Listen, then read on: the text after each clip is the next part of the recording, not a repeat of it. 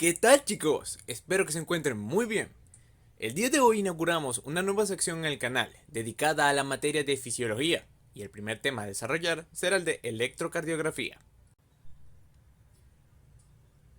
Muy bien, antes de comenzar este tema debemos tener unos puntos claros relacionados al sistema cardionector. Si recordamos la anatomía del corazón, sabemos que este sistema permite la conducción de impulsos eléctricos que recorren el músculo cardíaco, con el objetivo de lograr la contracción de este de una forma rítmica y ordenada. El músculo cardíaco posee propiedades especiales, y una de ellas es el automatismo, el cual le permite a las células el poder generar potenciales de acción sin necesidad de recibir estímulos externos. En condiciones normales, el impulso eléctrico que da origen a cada latido se genera en el nodo sinusal, haciendo que esta estructura cumpla el rol de marcapasos cardíaco, lo cual permite que la frecuencia cardíaca tenga un valor comprendido entre 60 y 100 latidos por minuto. Dicho marcapasos también se conoce como nodo sinoatrial, nodo sinoauricular o nodo de Kitt-Flagg. Esta estructura se encuentra ubicada entre el orificio de la vena cava superior y la aurícula derecha, ocupando los 2/3 superiores de la cresta terminal de His. En este sistema tenemos dos nodos, el sino auricular y el atrioventricular. La transmisión del impulso eléctrico desde el primero hacia el segundo se realiza por medio de cuatro haces internodales. Estos se denominan anterior, mediano, medio o de Wenckebach, posterior o de Thorel e interauricular o de Bachmann. Como ya se mencionó, el segundo nodo que encontramos en el sistema cardionector es el aurículo ventricular, que también es conocido como atrio ventricular, nodo AB o nodo de Ashoft-Tawara. Este se encuentra en el piso de la aurícula derecha, situado contra el tabique interauricular, en el vértice del triángulo de Koch. Es importante saber que si por cualquier circunstancia el nodo sinoauricular falla al cumplir su función de marcapasos, este será relevado por el nodo aurículo-ventricular. Pero, dicho relevo no será capaz de suplir por completo las funciones normales del corazón, ya que la capacidad del nodo AB para generar impulsos eléctricos es menor que la del nodo sinoauricular, haciendo que la frecuencia cardíaca tenga un valor comprendido entre 40 y 60 latidos por minuto. Posteriormente, el impulso eléctrico seguirá su recorrido por medio del haz de His, también denominado fascículo auriculoventricular. Este haz desciende en el tabique auriculoventricular siguiendo el borde inferior de la porción membranosa del tabique interventricular, permaneciendo sobre la superficie derecha de dicho tabique. Una vez que el haz de His llega a la parte anterior de la porción membranosa del tabique interventricular, se divide en dos ramas, una derecha y una izquierda, las cuales se encargarán de transmitir el impulso eléctrico hacia cada ventrículo. Y como última parte del sistema cardionector, tenemos a las fibras de Purkinje, las cuales son pequeñas ramificaciones terminales de ambas ramas de las de His, son estas que se encuentran acá. Dichas fibras, al estar en contacto directo con los miocitos, permiten la despolarización simultánea de ambos ventrículos.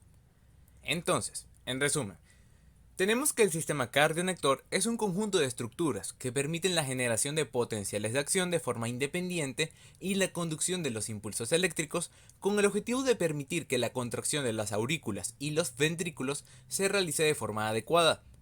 Dicho esto, debemos tener en cuenta que si existe algún defecto o falla en cualquier parte de este sistema, esto provocará la aparición de ritmos cardíacos anormales, mejor conocidos como arritmias.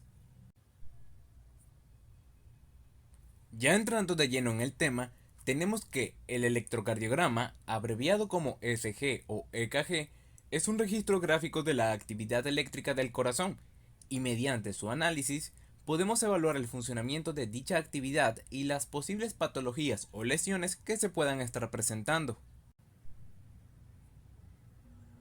El registro de la actividad cardíaca se hace mediante un electrocardiógrafo, el cual utiliza un papel milimetrado donde se distinguen cuadros grandes y cuadros pequeños.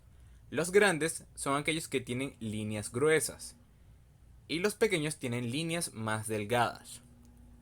Cada cuadro grande mide 5 milímetros por lado y cada cuadro pequeño mide 1 milímetro por lado. Por lo tanto, sabemos que cada cuadro grande posee 5 cuadros pequeños. La velocidad de registro estándar del electrocardiógrafo es de 25 milímetros por segundo y la calibración se ha ajustado para que una señal eléctrica de 1 milivoltio corresponda a una deflexión de 10 milímetros o 1 centímetro en el electrocardiograma. Es decir, 10 milímetros equivalen a 2 cuadros grandes y a su vez equivalen a 10 cuadros pequeños. Como la velocidad de registro es de 25 milímetros por segundo, esto significa que en cada segundo se recorren 5 cuadros grandes, es decir, 25 cuadros pequeños. Cada cuadro grande tarda en pasar 0.20 segundos, y como cada cuadro grande tiene 5 cuadros pequeños, significa que cada cuadro pequeño equivale a 0.04 segundos. Sé que esto puede parecer un poco complicado, así que vamos a hacerlo de una forma más sencilla. El tiempo se mide en las líneas horizontales. Un milímetro, o sea, un cuadro pequeño, equivale a 0.04 segundos. Por lo tanto, un cuadro pequeño en relación al tiempo equivale a 0.04 segundos. Si tenemos que un cuadro grande posee 5 cuadros pequeños, eso significa que un cuadro grande mide 5 milímetros. Y al medir 5 milímetros significa que mide en cuestión de tiempo 0.20 segundos, los cuales resultan de multiplicar 5 por 0.04. Acá tenemos el resultado. Entonces, si un cuadro grande representa 0.20 segundos y mide 5 milímetros, 5 cuadros grandes representan 1 segundo y miden 25 milímetros. Y esto es lo que explica el por qué la velocidad estándar del electrocardiógrafo es de 25 milímetros por segundo. Ahora, con respecto al voltaje, o también llamado amplitud, tenemos que se mide en las líneas verticales, donde 1 milímetro equivale a 0.1 milivoltios y 5 milímetros a 0.5 milivoltios.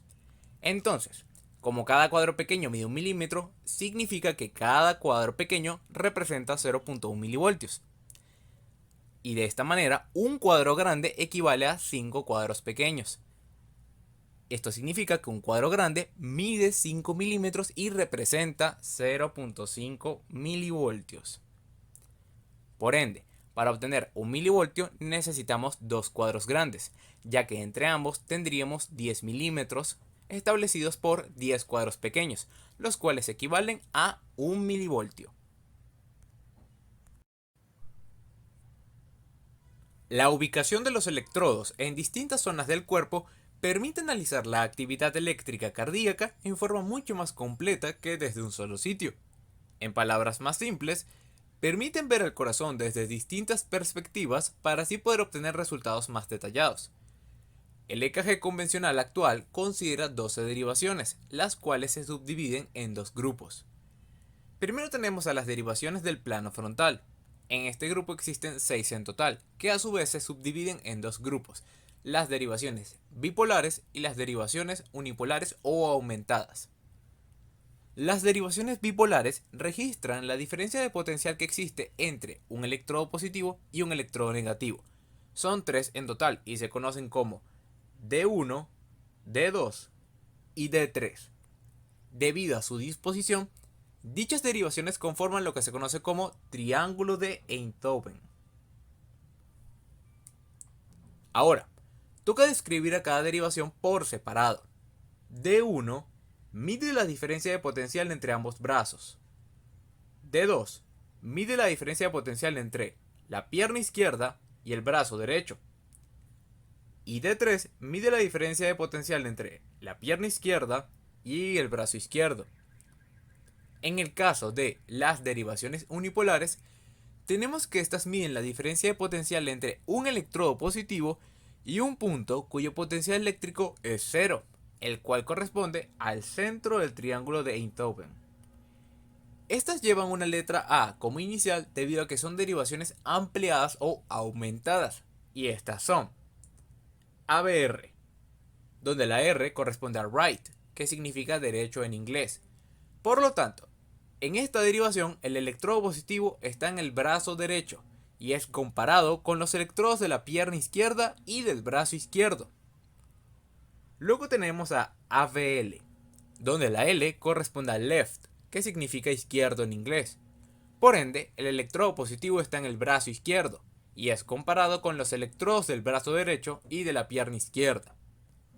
Y por último tenemos a ABF, donde la F corresponde a foot, que significa pie, y en este caso el electrodo positivo está en la pierna izquierda y es comparado con los electrodos de ambos brazos. Ahora es el turno de las derivaciones del plano horizontal, en donde encontramos a las derivaciones precordiales, las cuales se denominan como V1, V2, V3, V4, V5 y V6. Dichas derivaciones, al estar más cerca del corazón, permiten que las señales registradas sean amplias, por lo que no necesitan ser aumentadas como las derivaciones unipolares. El electrodo positivo se ubica en distintos puntos del precordio y la central terminal está conectada a los tres electrodos de las extremidades. Las derivaciones V1 y V2 están ubicadas sobre el ventrículo derecho, V3 y V4 sobre el septum interventricular y V5 y V6 sobre el ventrículo izquierdo. Las posiciones precordiales que se emplean comúnmente, según recomendación de la AHA o American Heart Association o Asociación Americana del Corazón, son V1, intersección del cuarto espacio intercostal derecho con el borde derecho del esternón. V2, intersección del cuarto espacio intercostal izquierdo con el borde izquierdo del esternón. V4, intersección del quinto espacio intercostal izquierdo y la línea medioclavicular izquierda. V3, en un punto medio entre V2 y V4. V5, intersección del quinto espacio intercostal izquierdo y la línea axilar anterior izquierda. Y por último tenemos a V6, el cual está en una intersección del quinto espacio intercostal izquierdo y la línea axilar media izquierda. Hay algo bastante importante, y es que en el caso de los pacientes con dextrocardia o situs inversus, las derivaciones deben tomarse en el lado derecho del tórax. Para ello, tomamos las mismas derivaciones que en el lado izquierdo, solo que ahora por la derecha, como si se tratara de una imagen en espejo. De no hacerlo, el electrocardiógrafo emitirá una señal de error. Entonces, V1 y V2 conservan la misma ubicación. V4R se ubica en la intersección del quinto espacio intercostal derecho y la línea medioclavicular derecha. V5R se ubica en la intersección del quinto espacio intercostal derecho y la línea axilar anterior derecha. V6R se ubica en la intersección del quinto espacio intercostal derecho y la línea axilar media derecha. ¿Y dónde se ubica? V3R, en un punto medio entre V4R y V1. Entonces, si tomamos las 12 derivaciones del EKG, podríamos concluir que hay algunas que permiten un registro más detallado de la actividad eléctrica de estructuras específicas.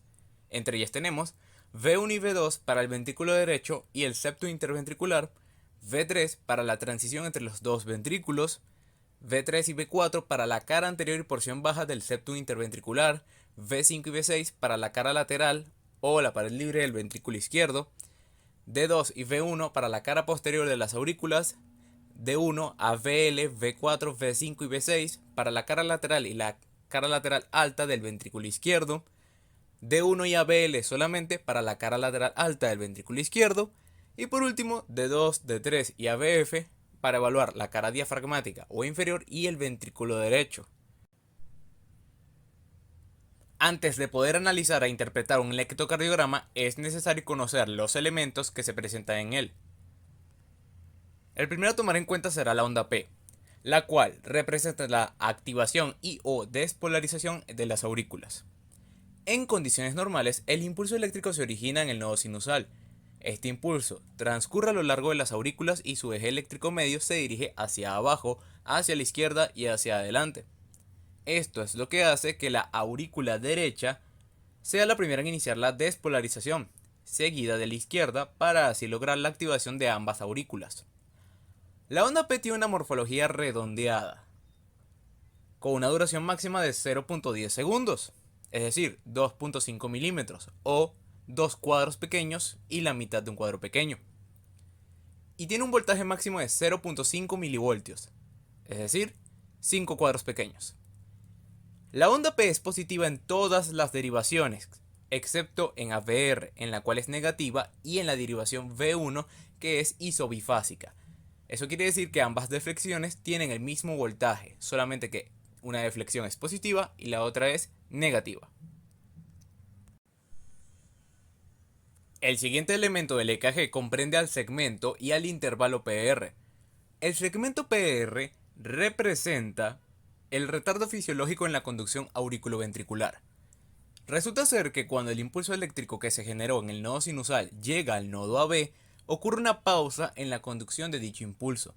Esto se representa en el EKG como un trazado plano, es decir, una línea horizontal en la que no se registran ondas positivas ni negativas. Cabe mencionar que el segmento PR se ubica entre el fin de la onda P y el inicio del complejo QRS. Ahora, el intervalo PR comprende el tiempo que dura la onda P más el tiempo que dura el segmento PR, es decir, representa la despolarización auricular y el retardo de la conducción AB. Este intervalo se mide desde el inicio de la onda P hasta el inicio de la onda Q o de la onda R. Dicho intervalo tiene una duración que va desde 0.12 hasta 0.20 segundos, es decir, que su duración normal es de 3 a 5 cuadros pequeños. El siguiente elemento del EKG es el complejo QRS. Este es un conjunto de ondas que representan la despolarización ventricular. Su duración oscila entre 0.06 y 0.10 segundos. Este complejo posee diferentes morfologías y puede ser predominantemente positivo, negativo o bifásico. La primera onda negativa se conoce como onda Q. La primera onda positiva se conoce como R y la segunda onda negativa se conoce como S. Ahora es el turno del segmento ST, el cual es un periodo de inactividad que separa la despolarización ventricular de la repolarización ventricular. Este segmento es normalmente isoeléctrico y va desde el final del complejo QRS hasta el comienzo de la onda T. El punto de unión entre el final del complejo QRS y el segmento ST se le denomina punto J. Este sirve para identificar cuando un segmento ST está desnivelado con respecto a la línea isoeléctrica, lo cual puede ser un indicio importante en el diagnóstico de la cardiopatía isquémica. Con respecto a la onda T, esta representa la repolarización ventricular. Ella es positiva en todas las derivaciones excepto en AVR, donde es negativa. La morfología de esta onda es asimétrica, con una pendiente de ascenso lento y de descenso rápido. Existen algunas excepciones en las que es posible encontrar una onda T negativa de forma aislada en la derivación D3, en el caso de personas obesas, o incluso también se pueden encontrar ondas T negativas en las primeras derivaciones precordiales, de V1 a V4. Esto se observa en niños menores de 6 años y en el 25% de las mujeres, así como en algunos individuos de raza negra. Por último, tenemos al intervalo QT. Este va desde el inicio del complejo QRS hasta el final de la onda T, y no es más que una representación gráfica de toda la actividad ventricular, por lo cual incluye tanto la despolarización como la repolarización de los ventrículos. La duración del segmento QT es normal hasta 0.44 segundos, o sea, 11 cuadros pequeños, y tiene una relación inversamente proporcional con respecto al valor de la frecuencia cardíaca, es decir, que si la frecuencia cardíaca aumenta, la duración del QT disminuye, y si la frecuencia cardíaca disminuye, la duración del QT aumenta. Hay una serie de pasos que debemos cumplir de forma ordenada al momento de analizar un electrocardiograma, con el fin de obtener una interpretación correcta del estado de la actividad eléctrica del corazón. En total, son 6 aspectos a tomar en cuenta para dicho análisis. Lo primero que debemos determinar es si el ritmo cardíaco es sinusal o no. Es decir, hay que verificar si el nodo sinusal está enviando impulsos eléctricos de forma adecuada. Entonces, para poder establecer este punto, se tomarán en cuenta dos criterios. El primero se refiere a la presencia de una onda P positiva antes de cada complejo QRS en todas las derivaciones, excepto en ABR, donde siempre debe ser negativa. El segundo aspecto consiste en tener intervalos PP y o intervalos RR constantes. Esto se determina al tomar una derivación y medir la distancia entre una R y la que le sigue. Después debemos medir la distancia entre esa segunda R y la que está a continuación. Para este ejemplo tenemos que el primer intervalo RR mide 42 cuadros pequeños. Luego vemos que el segundo intervalo RR y el tercer intervalo RR también miden 42 cuadros pequeños. Por lo tanto, podemos concluir que si la distancia entre la primera y la segunda R es la misma que hay entre la segunda y la tercera y la cuarta y la quinta, y así sucesivamente, podremos entonces afirmar que el ritmo cardíaco es sinusal, ya que los dos criterios mencionados anteriormente se están cumpliendo. El segundo parámetro a tomar en cuenta para el análisis electrocardiográfico será el cálculo de la frecuencia cardíaca, que no es más que la cantidad de latidos que realiza el corazón en un minuto. El valor normal de esta oscila entre 60 y 100 latidos por minuto, pudiendo utilizar los términos de eucardia y o normocardia para referirse a la frecuencia cardíaca normal. Ahora, si la frecuencia cardíaca es menor a 60 latidos por minuto, debemos utilizar el término de bradicardia. Pero en cambio, si el valor de la frecuencia cardíaca es mayor a 100 latidos por minuto, debemos utilizar el término taquicardia. Existe más de un método para calcular la frecuencia cardíaca, y los primeros a tomar en cuenta son aquellos que se utilizan cuando el ritmo cardíaco es sinusal. Entonces, tenemos el método de los 300 y el de los 1500. Prácticamente ambos siguen el mismo fundamento, solo que con algunas diferencias. El método de los 300 consiste en contar la cantidad de cuadros grandes que hay dentro de un intervalo RR. Algo que nos puede facilitar este conteo es que, si de ser posible, tomemos una R que esté justamente sobre una de las líneas gruesas del papel milimetrado, como esta que está aquí. Ahora debemos contar cuántos cuadros grandes hay entre esta R y la siguiente. Y para este caso tenemos un total de 4 cuadros grandes. 1, 2, 3 y 4. Luego procederemos a dividir 300 entre el número de cuadros grandes que hayamos obtenido, y el resultado será el valor de la frecuencia cardíaca. Aquí a la izquierda tenemos algunos resultados que podemos obtener al realizar dichos cálculos. Debemos tener en cuenta de que a mayor cantidad de cuadros grandes, menor será el valor de la frecuencia cardíaca y viceversa. Para este ejemplo calculamos 4 cuadros grandes, por lo que si dividimos 300 entre 4, obtendremos una frecuencia cardíaca de 75 latidos por minuto. Ahora con respecto al método de los 1500, este consiste en dividir 1500 entre la cantidad de cuadros pequeños que hayan dentro de un intervalo RR. Este método brinda resultados más precisos que los del método de los 300, y de igual manera, es importante saber que mientras más alto sea el número de cuadros pequeños, menor será el valor de la frecuencia cardíaca y viceversa. Aquí a la derecha tenemos algunos resultados que podemos obtener al realizar dichos cálculos. Para este ejemplo calculamos 19 cuadros pequeños, por lo que si dividimos 1500 entre 19 obtendremos una frecuencia cardíaca de 79 latidos por minuto. Entonces, si comparamos ambos resultados, tenemos una diferencia de tan solo 4 latidos por minuto, pero lo que más debemos resaltar de este caso es que el paciente tiene una frecuencia cardíaca normal, ya que con ambos métodos obtuvimos un valor que oscila entre los 60 y los 100 latidos por minuto, y que la diferencia entre ambos valores es relativamente pequeña. Ahora, cuando tenemos un paciente cuyo ritmo cardíaco no es sinusal, no podemos utilizar los métodos anteriores, y por ello debemos recurrir al método del D2 largo. Este método consiste en calcular la cantidad de complejos QRS que hay en 6 segundos, o en otras palabras, calcular la cantidad de complejos QRS que hay en 30 cuadros grandes. Posteriormente, dicha cantidad deberá ser multiplicada por 10 y el resultado final será el valor de la frecuencia cardíaca. Entonces, en este ejemplo tenemos un total de 10 complejos QRS dentro de los 30 cuadros grandes, los cuales se encuentran entre las flechas rojas. Ahora, si multiplicamos esos 10 complejos QRS por 10, obtendremos un valor de frecuencia cardíaca de 100 latidos por minuto. Como ya se mencionó, el intervalo PR se mide desde el inicio de la onda P hasta el inicio de la onda Q u onda R. Este debería medir entre 0.12 y 0.20 segundos.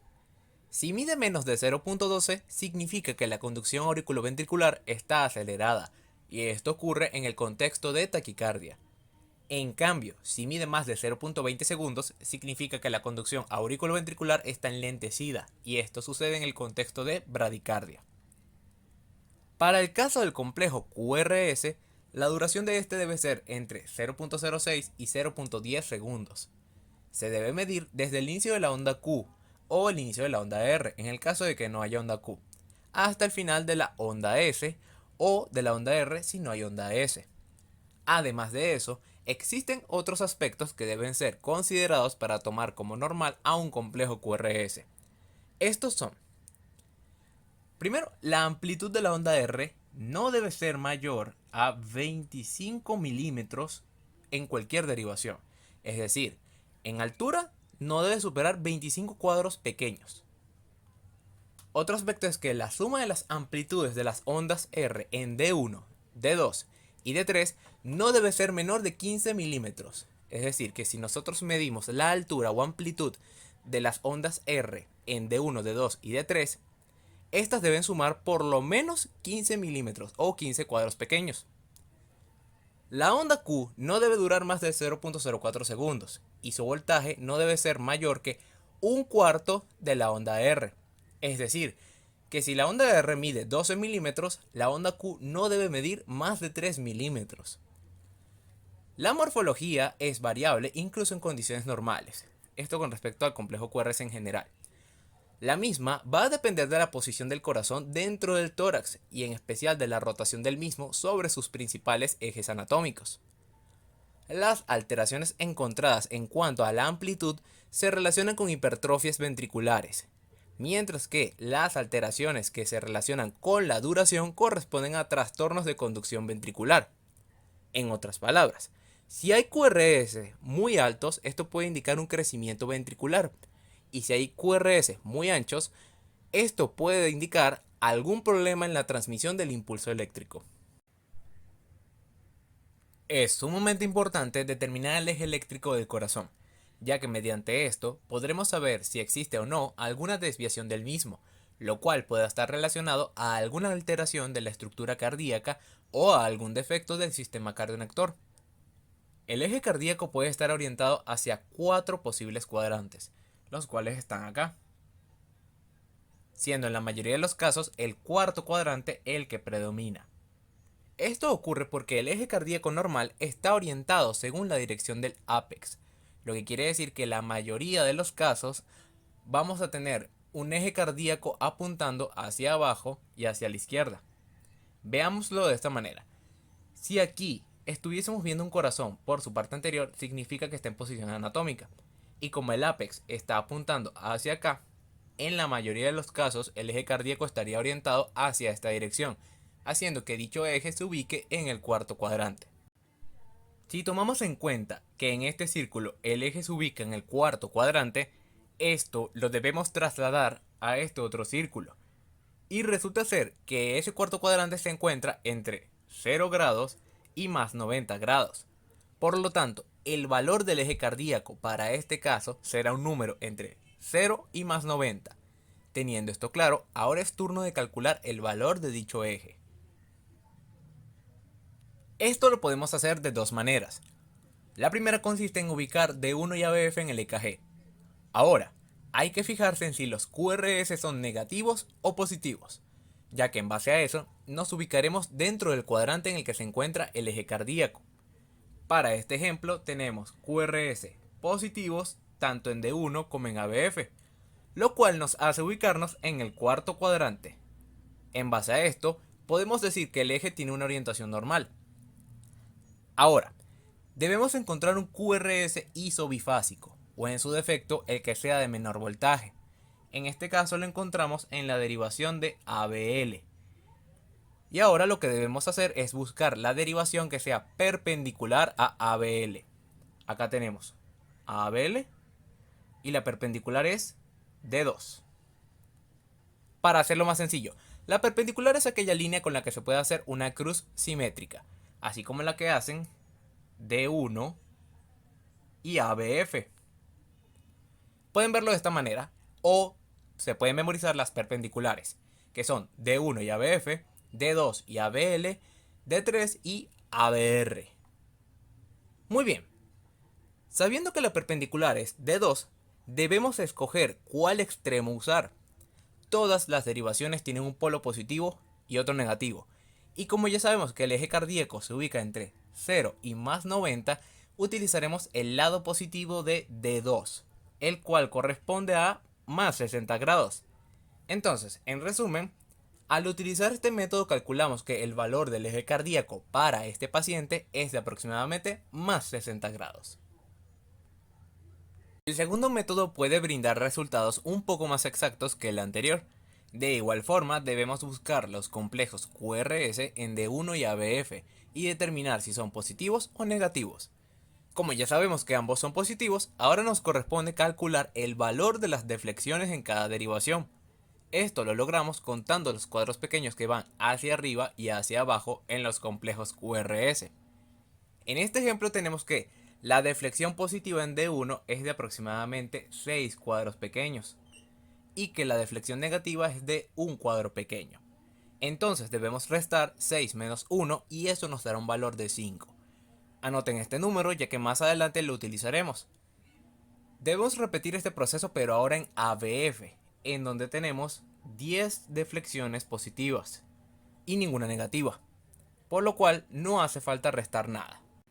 El siguiente paso consiste en trasladar dichos valores utilizando una rayita por cada deflexión resultante. Como sabemos que tanto D1 y ABF son positivos, eso quiere decir que pondremos 5 rayitas en el polo positivo de D1 y 10 rayitas en el polo positivo de ABF. Esto por los cálculos que realizamos anteriormente. Ahora, lo que debemos hacer es trazar una línea punteada desde el 5 y el 10 con el objetivo de que ambas líneas se unan. En el sitio en el cual ambas líneas se hayan encontrado, hallaremos el valor aproximado del eje cardíaco, siendo este caso que está justo sobre más 60 grados. El intervalo QT comprende tanto la despolarización como la repolarización ventricular. Este se mide desde el inicio de la onda Q hasta el final de la onda T, o desde el inicio de la onda R hasta el final de la onda T. Como ya se mencionó, su valor normal llega hasta 0.44 segundos, y dicho valor aumenta si la frecuencia cardíaca disminuye y viceversa. Pero resulta ser que dicho intervalo QT debe ser corregido utilizando la fórmula de Bassett, que es esta que está acá, la cual consiste en dividir el valor del QT no corregido entre la raíz cuadrada del intervalo RR. Tomemos este ejemplo. Acá el intervalo QT mide 14 cuadros pequeños, por lo que multiplicar 14 por 0.04 segundos obtendremos un QT no corregido de 0.56 segundos. El siguiente paso consiste en calcular el intervalo RR, el cual para este caso tiene un total de 42 cuadros pequeños, que al multiplicarlos por 0.04 segundos obtendremos que el valor de dicho intervalo es de 1.68 segundos. Por último, utilizaremos la fórmula de Bassett para calcular el QT corregido, que para este ejemplo tiene un valor de 0.43 segundos. Y bien chicos, ya sabiendo todo esto, tienen los fundamentos para poder interpretar un electrocardiograma normal, ya que uno patológico tiene muchos más criterios dependiendo del cuadro clínico de cada paciente. Así que, para finalizar la clase, les dejaré lo siguiente. Un sueño no solo se trata de nunca rendirse, sino de sacrificarse por lo que quieres lograr. Dicho por el comandante Erwin Smith, personaje del anime Attack on Titan o Shingeki no Kyojin. Cualquier sueño que valga la pena ser vivido es un sueño por el que vale la pena luchar. Y si bien muchas veces las cosas se complican y no salen como deseamos, debemos recordar el por qué estamos donde estamos. Y principalmente, no podemos olvidar nuestras motivaciones y razones de ser. Todos tenemos una justificación para levantarnos a diario, en busca de algo mejor para nuestro futuro. Y si no la tenemos, pues es necesario encontrarla. porque ese tipo de motivos son los que nos recuerdan que sin importar lo difícil o cruel que sea el mundo, es nuestro deber hacer la diferencia y seguir avanzando, porque hay cosas por las cuales vale la pena luchar, una y otra vez. ¿Y qué importa si tenemos miedo? Es válido tenerlo, pero no podemos dejarnos vencer por él. Jamás piensen que si fallan en algo es porque son unos fracasados, o porque no sirven para eso. Nunca digan que sus esfuerzos no sirven de nada, porque estarán faltándose el respeto a ustedes mismos. Y eso no puede suceder. Así que, si en algún momento desean rendirse, piensen en las personas que los apoyan, amigos, familiares, conocidos. Pero principalmente, piensen en todo el tiempo que han invertido y el gran esfuerzo que han puesto para lograr aquello que tanto desean. ¿Acaso dejarán que todo sea en vano? No lo permitan. Su propósito consiste en continuar luchando hasta vencer, sin importar lo imposible que parezca. La prueba definitiva de que algo es posible es que alguien ya lo haya logrado antes. Y si nadie lo ha logrado, ¿qué mejor motivación puede haber que ser los primeros en hacerlo? Así que bueno, espero que les haya gustado mucho la clase. Para mí es un honor y un placer el poder invertir mi tiempo de esta forma, porque sé que es algo que será de mucha utilidad para otros. No importa cuánto tiempo tengan, sino cómo lo uso. De verdad, muchísimas gracias por tanto apoyo. Y recuerden, ¡consagren sus corazones! Les mando un fuerte abrazo, nos vemos, hasta la próxima.